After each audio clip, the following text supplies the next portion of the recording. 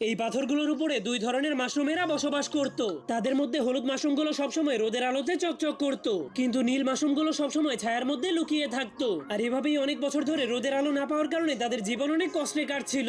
কিন্তু একদিন একটা নীল মাশরুম সিদ্ধান্ত নেয় সে আর এত কষ্ট করে এই অন্ধকার দুনিয়াতে থাকবে না। সে ওই আলোকিত পাথরের উপরে গিয়ে সেই হলুদ মাশরুমগুলোর সঙ্গে বসবাস করবে। এরপরের দিন সকালেই তাদের পাথরের কিনারা একটা গাছের টুকরো এসে আটকে যায়, যা দেখার পর নীল মাশরুমটা অনেক খুশি হয়ে জলদি করে সেটার উপরে লাফ মেরে দেয়। এরপর কাউকে কিছু না বলেই সেই হলুদ মাশরুমদের পাথরের দিকে যেতে শুরু করে। কিন্তু তখনই হঠাৎ করে অনেক ভয়ঙ্কর একটা ঢেউ এসে মাশরুমটাকে সোজা সেই পাথরের দিকে ছুঁড়ে মারে, যার কারণে মাশরুমটা সেই পাথরের সঙ্গে গিয়ে আটকে যায়। কিন্তু যখনই সে উপরে ওঠার চেষ্টা করছিল তখনই একটা হলুদ মাশরুম এসে তাকে ধাক্কা মেরে নিচে ফেলে দেয়। এই জন্য বেচারা নীল মাশরুম আবারও সেই গাছের টুকরোর উপরে পড়ে যায়, যার কারণে তার স্বপ্নটা সেখানেই ভেঙে টুকরো টুকরো হয়ে যায়। এই জন্য সে সারা রাত একটা পাথরের কিনারায় মন খারাপ করে দাঁড়িয়ে থাকে। কিন্তু যখনই সকাল হয় তখন সে দেখতে পায় হলুদ মাশরুমগুলো রোদের আলোতে হেসে হেসে খেলা করছে। এই জন্য তাদের খুশি দেখে তার মনের মধ্যেও জিদ জেগে